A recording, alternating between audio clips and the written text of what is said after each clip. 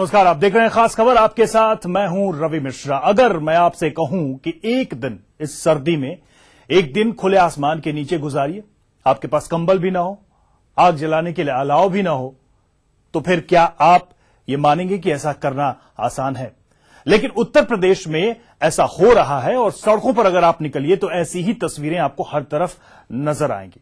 सर्दी का सितम जारी है और इस सितम को बढ़ा रहा है सरकारी अमला। आज उसी का रियलिटी चेक करेंगे।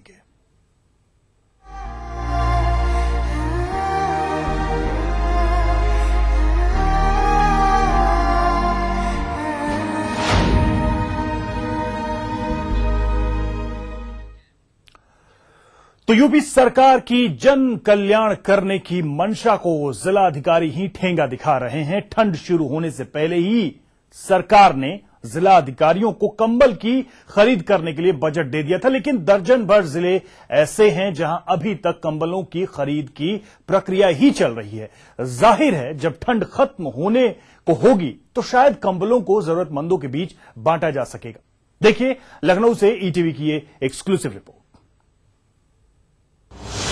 यूपी के बेरहम जिलाधिकारी, इन्हें गरीबों की दर्द की परवाह नहीं। कड़ाके की ठंड शुरू, लेकिन नहीं कराई कंबल खरीद। सरकार ने 1.5 महीने पहले जारी कर दिए थे पैसे। सरकार की मंशा को लगा रहे पलीता। क्या अगले साल बांटेंगे कंबल? एक एक कर गौर से देखते जाइए इन चेहरों को। हम आपसे इनका परिचय करा देते हैं और फिर इनके कारनामे बताएंगे, जिन्हें सुनकर आप भी हैरान रह जाएंगे। राजेश कुमार सिंह, जिलाधिकारी मिर्जापुर। विवेक सिंह, जिलाधिकारी अंबेडकर नगर। जगत राम, जिलाधिकारी अमेठी। विमल कुमार शर्मा, जिलाधिकारी गाजियाबाद। राजीव रौतेला, जिलाधिकारी फतेहपुर। रंजन कुमार, जिलाधिकारी गोरखपुर। सौम्या अग्रवाल, जिलाधिकारी उन्नाव। राम गणेश, जिलाधिकारी जालौन। राजशेखर, जिलाधिकारी लखनऊ। अनुज कुमार झा, जिलाधिकारी कन्नौज। इन जिलाधिकारियों की जिम्मेदारी सरकार की जन कल्याणकारी योजनाओं का लाभ हर जरूरतमंद तक पहुंचाना है, लेकिन इनका दिल शायद पत्थर का बना हुआ है। तभी तो लाचारों की बेपनाह पीड़ा की आंच से भी पसीजता नहीं। इन सभी जिलाधिकारियों को सरकार ने करीब 1.5 महीने पहले जरूरतमंदों को कंबल दिलाने और अलाव की व्यवस्था करने के लिए धन का आवंटन कर दिया था, लेकिन अभी तक ये जिलाधिकारी अपने जिलों में कंबलों की खरीद ही नहीं करवा पाए। अरे डीएम साहब, आपको ब्लोअर और हीटर की आंच में ठंड का एहसास नहीं हो रहा होगा, लेकिन जरा सड़क किनारे सोते हुए इन लोगों को देख लीजिए। रात ढलने के साथ ही अपने आप में सिकुड़ते चले जाते हैं। जब कंपकपी बर्दाश्त की हद पार कर जाती है तो शरीर शांत हो जाता है। सब कुछ होते हुए भी यदि प्रदेश में इस तरह किसी की मौत हो जा रही है तो लानत है आपके आईएएस बनने और रहने पर। 4 नवंबर 2015 को ही शासनादेश जारी किया गया था, जिसमें प्रत्येक तहसील को 5 लाख रुपए के कंबल क्रय करके वितरण करने के लिए और 50,000 रुपए प्रति तहसील अलाव जलाने के लिए, अलाव की व्यवस्था करने के लिए धनराशि रिलीज की गई थी। सभी जिलाधिकारियों को विस्तृत दिशा निर्देश आदेश दिए गए थे कि समय से कंबल क्रय करें ताकि सर्दी शुरू होने से पहले ही लोगों को वितरण हो सके। प्रदेश में सितंबर सर्दी का प्रकोप शुरू हो गया है, लेकिन अभी तक कंबलों की खरीद नहीं हुई। यानी कंबल खरीदने और बांटने में कड़ाके वाली सर्दी बीत जाएगी।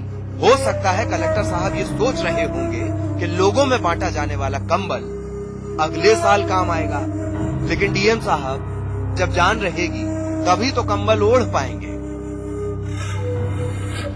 Manish Kumar, ETV news, Lucknow.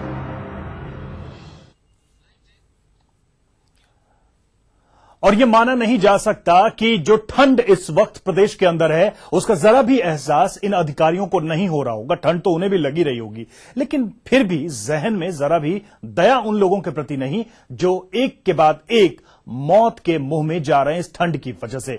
हमारे 4 शहरों से हमारे 4 सहयोगी इस वक्त जुड़े हुए हैं। मनीष हमारे साथ लखनऊ से हैं, हरीश हमारे संवाददाता मेरठ से जुड़े हुए हैं, अमित गंजू कानपुर से और रोहित हमारे साथ बनारस से जुड़े हुए हैं। सबसे पहले राजधानी चलेंगे, राजधानी का हाल जानेंगे। मनीष, हम आपकी रिपोर्ट देख रहे थे सुबह से ही, रियलिटी चेक जो आपने रात में लिया और फिर जो जायजा लिया सड़कों का, और हम देख के बिल्कुल चौंक गए कि लोग इस तरीके से लखनऊ की, जी हां, राजधानी लखनऊ की सड़कों पर रात गुजारने को मजबूर हैं और किसी को कोई फर्क नहीं पड़ता।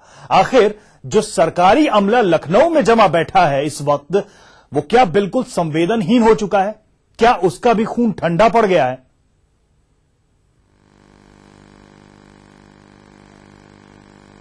रवि, देखिए, पहली नजर में तो यही बात सच लगती है, क्योंकि किसी दूरस्थ जिलों में, हालांकि वहां भी नहीं होना चाहिए, लेकिन यदि वहां भी इस तरीके की स्थिति देखने को मिलती है तो ये समझा जा सकता है कि चूंकि वहां पर जिलाधिकारी के भरोसे ही पूरा जिला है, ऐसे में हो सकता है कि उसकी लापरवाही हो। लेकिन लखनऊ में तो शासन प्रशासन सब कुछ है। हर आदमी उस चौराहे से जरूर गुजरता है जहां का हाल हमने दिखाया था, जो कि बेगम हजरत महल पार्क जहां पर है और परिवर्तन चौक है। बावजूद उसके शायद किसी अफसर की नजर नहीं पड़ी, या नजर पड़ने के बावजूद अब ये कोई उनके लिए मैटर नहीं करता कि इस तरीके के हालात हैं और उस पर काबू पाया जाए। ये स्थिति तब है जब सारी सुविधा, सारा पैसा होने के बावजूद व्यवस्था नहीं हो पा रही। नहीं, इसकी वजह क्या लग रही है मनीष? मतलब अगर फंड भी है, सरकार की तरफ से आदेश भी हैं, अधिकारी वहां बैठते हैं, अंधा तो कोई नहीं है, कम से कम सड़कों पे सब घूमते हैं, देखते हैं कि सड़क के किनारे किस तरीके से लोग रात गुजार रहे हैं, तो फिर इसकी वजह क्या हो सकती है? ये क्या मन का उनका अपना ढीठपना है कि वो देख के अनदेखी कर रहे हैं, सरकार कुछ भी कहती रहे, अफसर अपनी लाल फीताशाही पर कायम है? क्या सच्चाई ये है, या वाकई में उनको मालूम ही नहीं है कि लखनऊ की सड़कों पर लोग ठंड में इस तरीके से रातें गुजार रहे हैं और एक के बाद एक मौतें हो रही हैं प्रदेश में?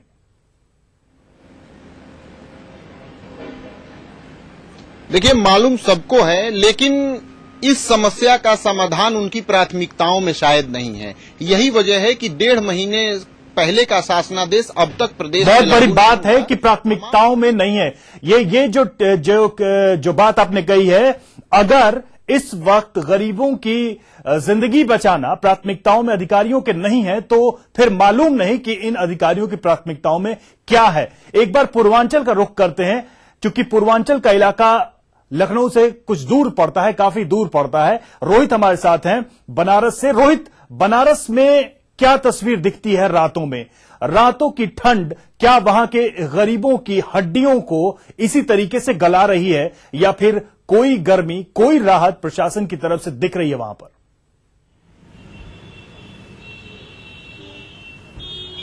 देखिए, ठंड तो यहाँ पे कड़ाके की पिछले 3-4 दिन से पड़ ही रही है। हालांकि दिन के समय मौसम काफी खुशनुमा हो रहा है, आप देख रहे होंगे इस समय मतलब ठीक ठाक धूप निकली हुई है। लेकिन रात आते ही जैसे सूर्य देवता गायब होते हैं, ठंड का जो आक्रमण चारों तरफ से होता है, और निश्चित रूप से जो बाहर से जो कमाने खाने वाले हैं, जिनको आश्रय का साधन नहीं, उनके लिए निश्चित रूप से रात गुजारनी जो होती है, एक प्रकार से कहते हैं ना, समय गिन गिन के काटने के समान होता है। और हालांकि प्रशासन द्वारा तमाम रैन बसेरे वगैरह ये सब चीजें खोली गई हैं, लेकिन चूंकि बनारस ऐसा शहर है कि लोग कमाने खाने और रोजगार करने के लिए इतने ज्यादा संख्या में चले आते हैं कि तो प्रशासन की जितनी भी तैयारियां हो वो कहीं न कहीं नाकाफी साबित होती है। हालांकि हर साल जिला प्रशासन द्वारा लेकिन रोहित, ये नहीं समझ में आता है, सबसे जो चौंकाने वाली बात है कि बड़े बड़े आयोजन तो राज्य के अंदर अधिकारी आराम से करा ले जाते हैं, ये जो गरीबों का जब मसला आता है तो तैयारी क्यों अधूरी पड़ जाती है, क्यों कम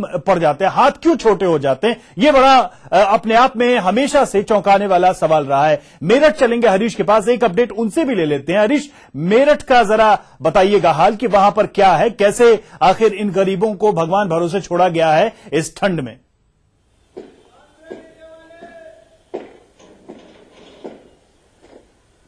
देखिए रवि, जिस तरीके से सर्दी की बात पूरा जो सर्दी है पूरे उत्तर प्रदेश में लगातार सर्दी अपना कहर बरपा रही है। मेरठ में भी हड्डी जलाऊ सर्दी इसे कह सकते हैं और काफी मात्रा में यहाँ पर सर्दी का सितम यहाँ पर देखा जा रहा है। जो प्रशासन की जो व्यवस्थाएं हैं वो बिल्कुल निम्न स्तर की हैं। जो रैन बसेरे हैं उनमें गंदगी अभी भी पसरी हुई है। लाइटिंग की वहाँ पर कोई व्यवस्था नहीं है। अलाव की कोई व्यवस्था सड़कों पर यहाँ पर कहीं नहीं दिखाई दे रही है। जो गरीब तबके का लोग है, बेसहारा लोग है, सड़कों पर फटे कपड़ों में जो है रात गुजारने के लिए मजबूर है। हालांकि अस्पतालों की बात करें तो अस्पतालों में भी कोई इंतजामात यहाँ पर नहीं किए गए हैं। तो देखना साल दर साल ये बातें सुन सुन के हम सब थक चुके हैं कि गरीबों के लिए सरकार के पास सुविधाएं देने के लिए, अधिकारियों के पास जो सुविधाएं देने की व्यवस्था होती है वो कम पड़ जाती है, लापरवाही हो जाती है, देरी हो जाती है।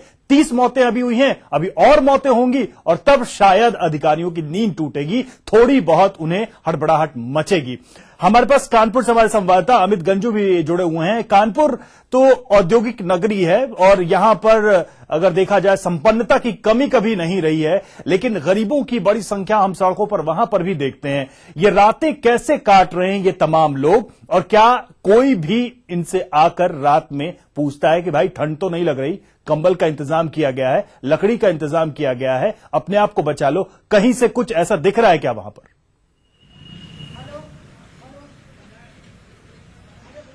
देखिए रवि, पहले तो मैं आपको बताना चाहूंगा इस वक्त मैं कानपुर के एक रैन बसेरा में खड़ा हूं जो यहाँ के भैरव घाट में, और रैन बसेरा नगर निगम की एक आशीर्वाद है। आशीर्वाद शब्द मैं इसलिए कह रहा हूं कि उन गरीबों के लिए इसलिए आशीर्वाद है कि ठिठुरती रातों में शायद अधिकारियों को इस चीज का आभास नहीं है कि रात की ठंड और जब 11-10 बजे के बाद आदमी जिसपे सिर्फ एक कमीज हो या आधा स्वेटर, आधा बाजू का हो या एक गमछा हो, उसमें सिर्फ और सिर्फ उसका सहारा होता है पॉलीथीन, कूड़ा या आसपास का कोई फटा हुआ कपड़ा, उसको जला के शायद शरीर में गर्मी लाता है। और वो दशा ऐसी होती है कि उसके साथ जानवर भी बैठा होता है और वो स्वयं भी बैठा होता है। कि अधिकारियों को शायद इस ठंड का एहसास नहीं है क्योंकि उनके दिमाग लगभग सारे फ्रीज हो चुके हैं। उनकी कागजी कार्रवाई में स्पीड पकड़ी है क्योंकि जिस रैन बसेरा में हम खड़े हैं, इस रैन बसेरा में अभी पेंट का काम चल रहा है। जो काम अक्टूबर में 30 अक्टूबर में फाइनल हो जाना चाहिए था, वो काम अभी चल रहा है। शायद नगर निगम को कानपुर की ठंड का एहसास नहीं, क्योंकि यहाँ का न्यूनतम तापमान 43 साल का टेम्परेचर कल बीट हुआ है। 0.8 डिग्री बिल्कुल पता नहीं क्यों किया गया था। जब बहुत सारे गरीब, बहुत सारे लाचार लोग हमेशा के लिए सो जाते हैं, तब प्रशासन के लोग जागते हैं।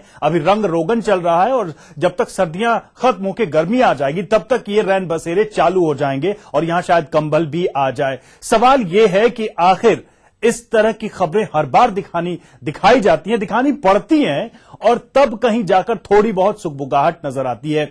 हम अपने दर्शकों से यह वादा जरूर करेंगे कि कम से कम इस ठंड में जो गरीब महरूम हैं इन सुविधाओं से, जो अधिकारियों को निर्देश दिए गए हैं, जो लापरवाही बरत रहे हैं, ये सवाल हम उठाते रहेंगे। अब तमाम संवाददाता हमारे साथ बने रहें, हम लौटेंगे एक छोटे से ब्रेक के बाद, लेकिन ये चर्चा जारी रहेगी। ये सवाल अभी और भी बचा हुआ है कि आखिर ये सर्दी का सितम बढ़ता क्यों जा रहा है।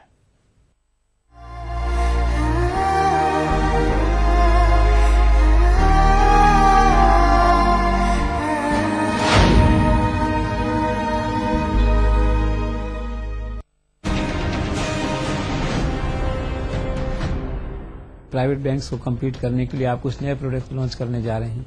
सी, प्राइवेट बैंक्स में एक चीज हमारी बैंक में नहीं थी, वो है वेल्थ मैनेजमेंट। लेकिन आज के दिन में बहुत लोगों हैं जो चाहते हैं कि पब्लिक सेक्टर में कोई वेल्थ मैनेजर रहे, क्योंकि they trust us because of our province, because of our heritage. They want that there should be somebody in the public sector who can give them transparent good advice as to how they should build their wealth. अभी पूना आप गए थे, prime minister आए थे, ज्ञान संगम हुआ था वित्त मंत्रालय का, आपने कुछ सुझाव दिए थे। बहुत सारे सुझाव हम लोग दिए थे। एक सुझाव जो हम लोग दिए थे, जो हमारे बेस्ट इंस्टीट्यूशंस है, एकेडमिक इंस्टीट्यूशंस, ये सारे लोग जो अच्छे इंस्टीट्यूट्स में पढ़ते हैं, इन लोग का रिक्रूटमेंट कैंपस से ही हो जाता है। तो इसीलिए हम लोग उनको अपनी जो रैंक्स है उनमें हम लोग पाते भी नहीं है। तो हम लोग चाह रहे थे कि कुछ percentage of these bright people we would like to also recruit. नए सवालों के साथ एक बार फिर SBI चेयरपर्सन श्रीमती अरुंधति भट्टाचार्य का एक्सक्लूसिव इंटरव्यू जगदीश चंद्र के साथ। देखिए खास मुलाकात।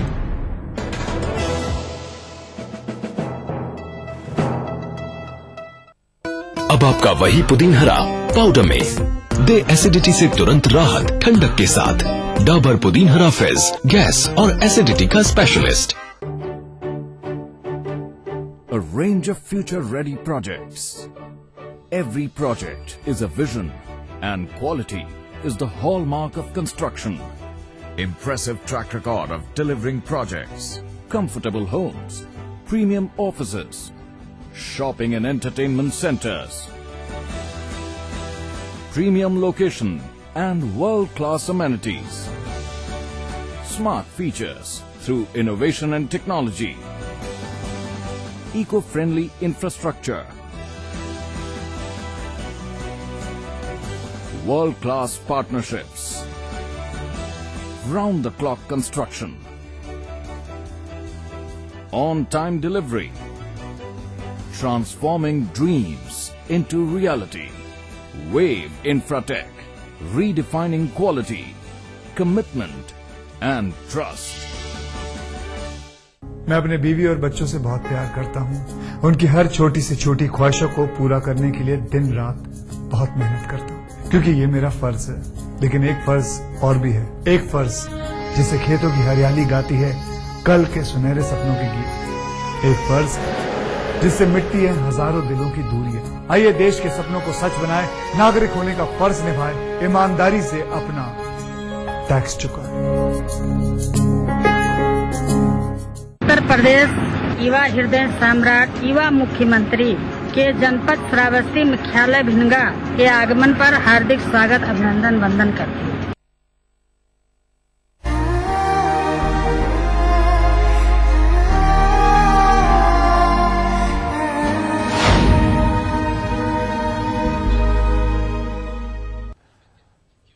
तो ईटीवी लगातार ये सवाल उठा रहा है कि प्रदेश के अंदर जो रैन बसेरों का इंतजाम होना चाहिए था, कंबलों का इंतजाम होना चाहिए था, वो नाकाफी क्यों है। विमल कुमार शर्मा गाजियाबाद के डीएम हमारे साथ इस वक्त जुड़े हुए हैं। विमल जी, स्वागत है आपका ईटीवी न्यूज में। जो मेरा सवाल है वो ये है कि गाजियाबाद से भी हमारे सहयोगी ने हमें ये बात बताई कि किस तरीके से रातों में लोग सड़कों पर अपनी जिंदगी गुजार रहे हैं। ये ठंड आप भी महसूस कर रहे होंगे, हम भी महसूस करते हैं। आपको लगता है कि जो इंतजाम किए गए हैं गाजियाबाद के अंदर वो पर्याप्त हैं और शायद किसी को ठंड नहीं लग रही होगी? ऐसा है, सर्दी जरूर है, लेकिन यहाँ पर व्यापक रूप से इंतजाम किए गए हैं। कल हमारे अधिकारियों की पूरी टीम, हमारे एडीएम फाइनेंस, एडीएम ई, एसडीएम सदर और सिटी मजिस्ट्रेट और एडीएम सिटी, सारे लोगों ने हमारे यहाँ जितने भी रैन बसेरे हैं 14 जगह हम लोगों ने वहां पर निरीक्षण किया है और सारी जगह ये कंबल हम लोगों ने बांटे हैं। करीब 600 कंबल कल बांटे गए हैं। जो सर, कल बांटे गए हैं। एक सवाल मैं आपको रोक रहा हूं, माफ कीजिएगा। ये आदेश जो है सरकार की तरफ से, शासन की तरफ से, ये आदेश नवंबर के पहले हफ्ते में आ गया। सर्दियां इतनी पड़ गई, लोग इतना झेल गए और तब कल आप कंबल बांट रहे हैं। जी, कल का, सिर्फ कल का मैं आपको जिक्र कर रहा हूं। बाकी जो कंबल हैं ये हम लोग जब सर्दी शुरू हुई उससे पहले ही ये कंबल बांट रहे थे।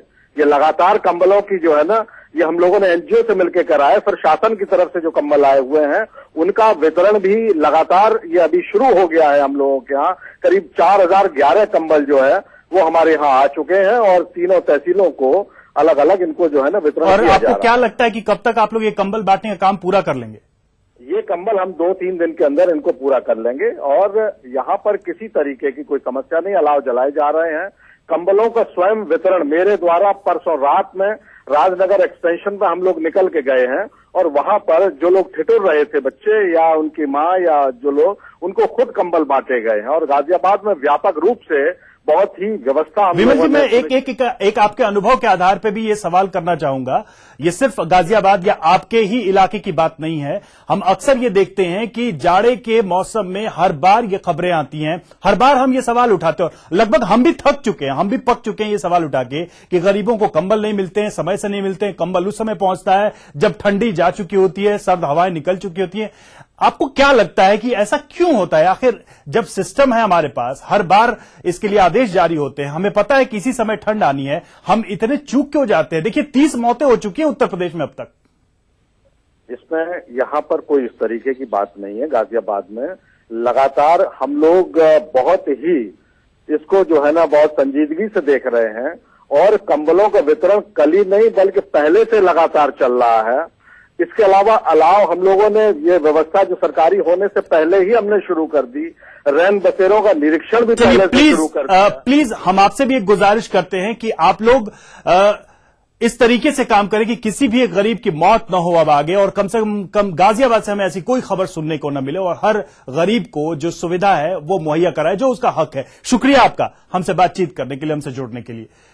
तो ये स्थितियां हैं। बहरहाल अफसरों की तरफ से ये बात कही जा रही है, और देखिए मीडिया में ईटीवी की तरफ से ये खबर जब लगातार हम दिखा रहे हैं तो अब शायद हरकत में अधिकारी आ रहे हैं। लेकिन हम सवाल ये बार बार उठा रहे यही कि अधिकारी तब क्यों जगते हैं जब मौतें होती हैं? अधिकारी तब क्यों जगते हैं जब बड़ी संख्या में लोग हमेशा के लिए मौत की नींद सो जाते हैं? अधिकारी तब क्यों जगते हैं जब लगातार मीडिया उनसे ऐसे कठिन सवाल करता है?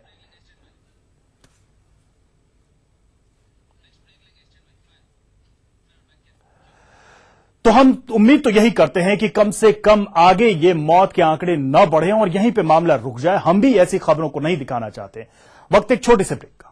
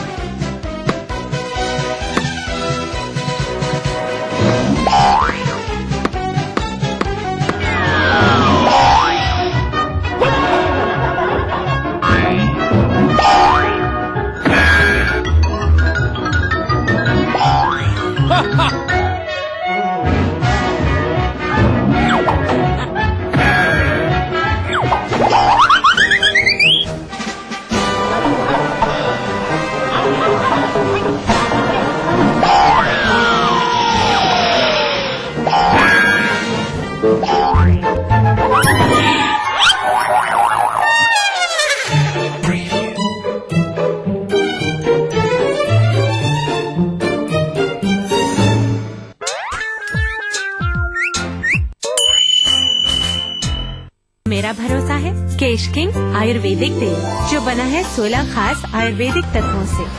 केश किंग रखे मेरे बालों का ख्याल और बाल रहे लंबे, काले और घने। Kesh King, the king of hair oils. जानते हैं कौन है हमारे लिए सबसे खास? आप। और हम चाहते हैं और खास बने हमारा ये साथ। अगर आपने अपने घर पर अब तक सेट टॉप बॉक्स ना लगवाया हो तो जल्दी कीजिए। पाइए बढ़िया पिक्चर और साउंड क्वालिटी, ज्यादा चैनल्स, भुगतान करें सिर्फ उन्हीं चैनल्स का जो आप खुद चुनना चाहते हैं। इसलिए जल्द से जल्द अपने घर पे सेट टॉप बॉक्स लगवाइए, क्योंकि 31 दिसंबर 2015 से पहले सेट टॉप बॉक्स लगवाना अनिवार्य है।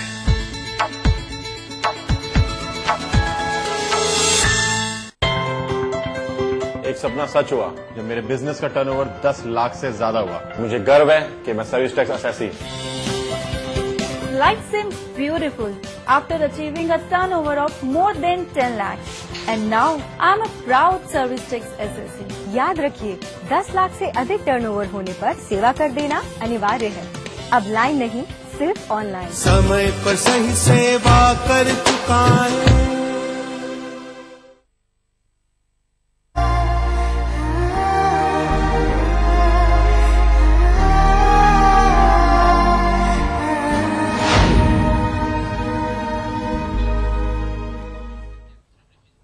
और एक छोटी सी जानकारी भी हम आपको देते चलें कि इस सर्दी के सितम की बात और उसके लिए जो प्रयास किए जा रहे हैं अधिकारियों की तरफ से, हम उनसे भी लगातार कोशिश कर रहे हैं कि अपडेट लें। गोरखपुर के जिला अधिकारी को हमने इसी बाबत फोन कर ये जानने की कोशिश की कि क्या हो रहा है, लेकिन बात करने से उन्होंने इनकार कर दिया। वो ईटीवी से बात नहीं करना चाहते, वो हमारे सवालों का जवाब नहीं देना चाहते, वो जनता के सवालों का जवाब नहीं देना चाहते। लेकिन ईटीवी भी वादा करता है कि ऐसे जिला अधिकारियों से ये सवाल हम बार बार पूछेंगे, बार बार उठाएंगे कि आखिर जो गरीब हैं उन्हें इस तरीके से सड़कों पर मरने के लिए क्यों छोड़ दिया गया है। तो सर्दी सिर्फ सितम नहीं ढा रही है, उत्तर प्रदेश के ये बिगड़ैल अधिकारी भी सितम ढा रहे हैं। उत्तर प्रदेश के ये निष्ठुर अधिकारी भी गरीबों का हक मार रहे हैं। न उन्हें सवालों का जवाब देना है, न गरीबों को कंबल बांटना है, न अलाव की व्यवस्था करनी है और न ही सरकार के किसी आदेश का पालन करना है। जिला उनकी जागीर है और उस जागीर में वो जैसे चलना चाहें वो वैसे चलेंगे। गोरखपुर के डीएम से हमने यही सवाल किया, सिंपल सवाल, कि आप यहां पर जो लोग ठंड से पीड़ित हैं, बीमार हो रहे हैं, मर रहे हैं, उनके लिए आप लोग क्या कर रहे हैं? महीना बीत चुका है और अब ठंड कुछ दिन बचा है। ऐसे में अब अगर हरकत में भी आते हैं तो आप कितने लोगों की जिंदगी बचा पाएंगे? और जिन लोगों की मौत हुई है उसकी जवाबदेही किसकी होगी? कौन होगा उन गरीबों की मौत का जिम्मेदार? ये सवाल बना रहेगा तब तक जब तक एक भी व्यक्ति रात में इस ठंड में ठिठुरता सड़क पर सोता रहेगा। ये सवाल तब तक बना रहेगा जब तक एक भी बच्चा इस ठंड की चपेट में आकर बीमार पड़ता रहेगा। ये सवाल तब तक बना रहेगा जब तक हमारे इन सवालों का, जनता के सवालों का सामने आकर जिलाधिकारी जवाब नहीं देते कि आखिर ऐसी लापरवाही वो क्यों कर रहे हैं। क्या सवालों को नकार देना, क्या मीडिया से बात नहीं करना, क्या जनता को उसका हक नहीं देना, ये मुनासिब है? ये सही है? बेशक ये सही नहीं है और जो जिम्मेदारी इन्हें दी गई है उस जिम्मेदारी को उन्हें निभाना ही होगा और ईटीवी अपनी जिम्मेदारी जरूर निभाता रहेगा। हमारे साथ हमारे 4 सहयोगी बने हुए थे, समय की हमारे पास कमी है, लेकिन जो कुछ भी उन्होंने जानकारी दी, जो रियलिटी चेक किया, जो रात के उस ठंड के माहौल में गरीबों के पास पहुंचे और जो भी सूचनाएं दी, उसने हमारी भी आंखें खोली, सबकी आंखें खोली। देखना है कि उसका असर क्या होता है। उन सभी लोगों का शुक्रिया हमसे जुड़ने के लिए और इन तमाम तस्वीरों को हम तक पहुंचाने के लिए। तो हमारी खास पेशकश में फिलहाल इतना ही।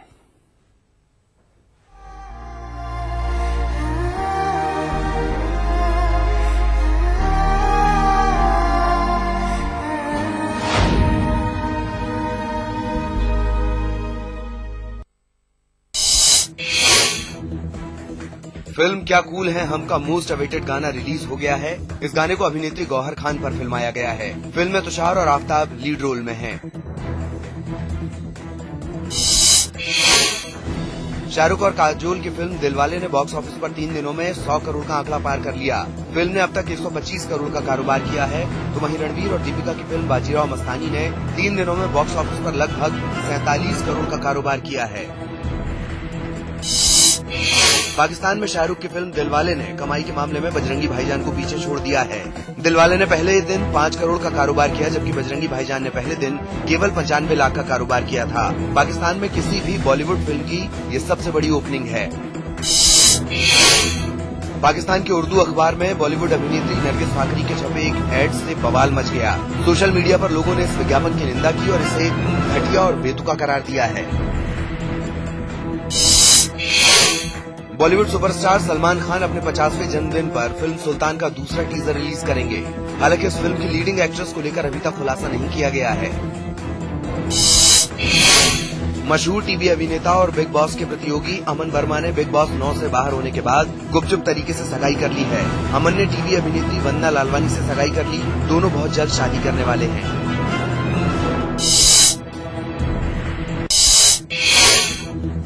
अमेरिका के लास वेगास में हुए सड़क हादसे में एक व्यक्ति की मौत हो गई, जबकि हादसे में 37 लोग घायल हो गए। पुलिस ने कार चला रही महिला ड्राइवर को अरेस्ट कर लिया है। यह हादसा उस होटल के बाहर हुआ जहां मिस यूनिवर्स का कॉन्टेस्ट चल रहा था और होटल के बाहर लोगों की भारी भीड़ लगी हुई थी। घायलों में 7 लोगों की हालत नाजुक बनी हुई है।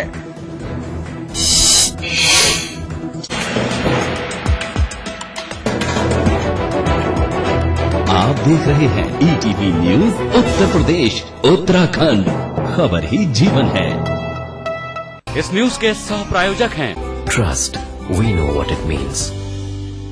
गोल्डी ही स्वस्थ रहे मस्त रहे। चनी चनी माउथ फ्रेशनर, ग्रीन ड्रॉप्स खिलाइए, खुशियां फैलाइए। श्री वैद्यनाथ।